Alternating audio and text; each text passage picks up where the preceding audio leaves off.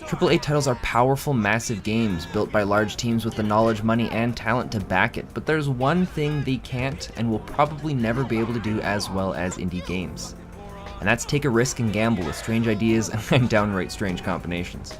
Like taking magic, corporate life, and rock, paper, scissors battles to the death, and combining them together to create this beautiful masterpiece. In Fortune 499, Cassandra is a fortune-telling mage who can predict the odds of how likely something is to happen, and using these powers, she battles against monsters who are trying to take over the company she works for. That's right, she is a corporate mage who fights monsters using her ability to guess what they may or may not do. It's just too bad we see how underappreciated she is when all she wants is for someone to recognize her abilities and the worth she brings to the company. The way the game works is fundamentally the same way as rock, paper, scissors, but with a few additions. If you throw rock and the enemy throws scissors, you deal damage to that opponent based on how strong your rock is. If you throw rock and they throw paper, they deal damage to you based on how strong their paper is. But what you can do here is drawing a card from your deck will change the odds. A scissors card increases the chance the enemy will throw scissors, and so on and so on. Using the addition to these odds, you can plan your moves accordingly. But you gotta be careful because drawing too many cards could end up canceling out the odds and making the choice just as difficult as if you didn't draw a card to begin with. There are also other cards that could replenish your mana, replenish your health, increase the power of your moves, and even some that work against you.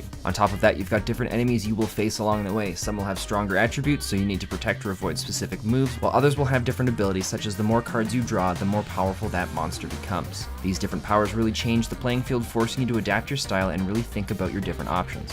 But in the end, it all really comes down to a game of chance. As long as you can bend the odds in your favor, choosing the favorable option will bring you out on top more often than not. But even still, gambling for the better result is always a great feeling too. So in a game of should you, heck no maybe, I give it a fucking tower card. I hate this card. There's nothing I can do. Just watch. Watch this. All right. I got no options here. Nothing in my favor. I'm just gonna freaking. Okay, I'll put that in there. Fuck. Come on. I'll just fucking. I'll pick paper. Yeah, oh, great. Oh, fuck.